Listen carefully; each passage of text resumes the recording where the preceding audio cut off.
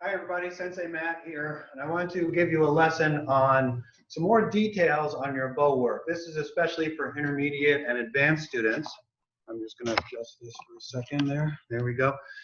For intermediate and advanced students who already know some of the fundamentals with the bow, but can sharpen up their technique. And if you sharpen up each individual strike, all of your katas, all of your other techniques will get sharpened up as well. So we're going to talk about the bow and how to make your basic techniques more advanced. Let's start with the idea of holding the bow in thirds. Remember, with a 6-foot bow, I'd have about 2 feet there, 2 feet here, 2 feet here, and my hands are 1 palm up, 1 palm down, my basic guard. Now let's go with the snapping strike or the poking strike. When you push the bow forward, it covers the distance between the two hands, so it covers about 2 feet of movement. So the bow extends out that far. Now, a common mistake is people sometimes extend their front hand out. Well, the problem is you can't reach the other hand out. The front hand really is your guiding hand and it's your aiming hand. So that just holds the bow and doesn't even move while you do your strike. So the front hand stays right where it is and push the back hand up. Now, the second thing to remember is the other hand, the striking hand, is going to do a twist. Just like many karate styles have a twisting punch, the snapping strike with the bow has a twisting action too, from palm up to palm down, and then back to palm up again. So when you are getting ready to do this strike, twisting your wrist outward a little bit, angling it like this, angling it out, gets you set up to get a full rotation as you do the strike. So the hand actually turns over the top as the bow goes in. And that's to get more of a drilling type of feeling on the strike. It aims it better, it helps it move in a straighter line, and it has more penetration because it's more of a drilling feel on the end of the strike. So front hand stays where it is, back hand twists as it pushes forward. The end of the bow fits in under your armpit, and it doesn't have to hit you hard under there. The idea on a snap strike is not to make a sound. That doesn't really do anything. The end of the bow barely moves forward. The idea on a snap strike is to extend the bow out, pushing it forward. So if I start the tip at solar plexus height and I push forward, it stays at solar plexus height, and now my bow is horizontal as I'm striking. So there's very little hit under the arm. It might make a small sound, but that's not the emphasis. The emphasis is on the strike, on the outward snapping movement. Now, like many other techniques in karate, using your hips is very important. So when you're first learning this strike, there's enough to think about with just doing the hands. But as you get better at it, now it's time to use the hip, to turn the body in. So a twist of the hip, a quick snap of the hip, while you're striking, helps get more force into that bow strike. It's a twist and a strike at the same time.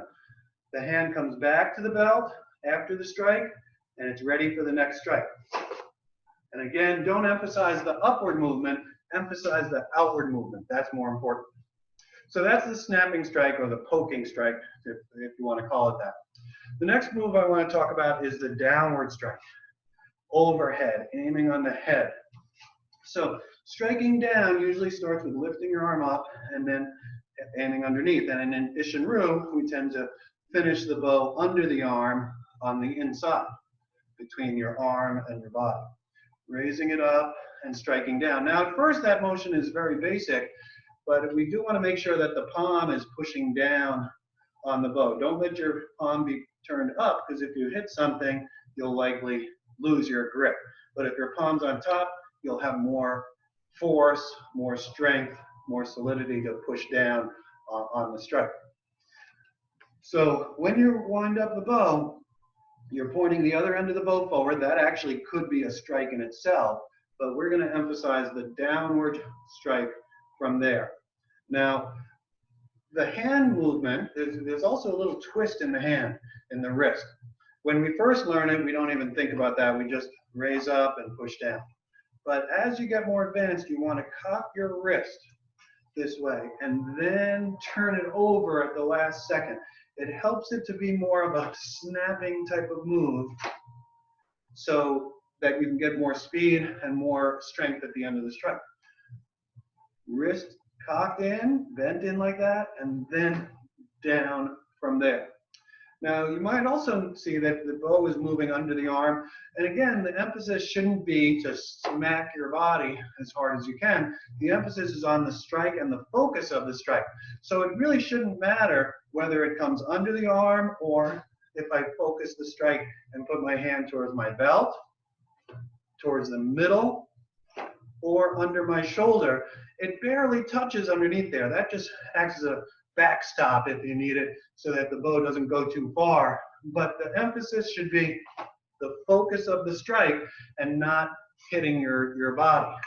So when you wind up, you cock the wrist this way, get your arm and your hip, use your body for this as well, and strike down and in. The wind up of the bow also lets you wind up your body. And now you strike down from there. Up and strike down. So this is a more advanced way to do your overhead strike. Some of these same principles apply to the side strike. If I wind up my side strike, I'm also going to cock my wrist and then extend it out. So I'm going to start it bent and then extend it, putting my hand on the side of the bow now for that side strike. That way. That way. If I'm going forward here, you can see my wrist is cocked sideways, and I pull one arm in, I push the other arm out, and do you notice the body? Hips, body, all coming in together. Across and there. Don't slam your body with the bow. It's not about making a loud noise or hitting yourself hard. It's to focus the end of the strike. That's what you're looking for. Winding up, twisting in for a good side strike. All right, let's talk about the reverse strike or backhand strike. This is where we wind up the bow and come backwards this way. That wind up could be a strike in itself, or it could be preparing to get your reverse strike in. Because of the bow moving back, it lets your body twist back as well. Keep your eyes on the opponent, but turn your body back. Now, come across and in. It's a little harder to control the focus of the bow on this strike, so it might hit your side a bit more than the other strikes, but again, don't make that the emphasis. Make your focus on getting a good reverse strike. Winding up. Now, sometimes people do this by kicking the bow up over their head and then doing the strike, and that's a good way to start. But as you get better at this, wind it up on your side. Wind it up on your side so that now your body's turning back, and now you can come through for the strike. Body back, and coming across that way. Up, and strike. So getting your arm pushing here to your hands on the inside line of the bow to get a good push like that. But use your hips, use your body as you're bringing the bow back, and then come across and strike this way. So for the snapping strike, overhead strike, side strike, and reverse strike, these are ways that you can sharpen up your technique, practice those moves individually, and then put it into whatever kata you're doing. This will raise up the skill level in your kata as well and your bow work overall. Hope that was helpful today. See you at the next session.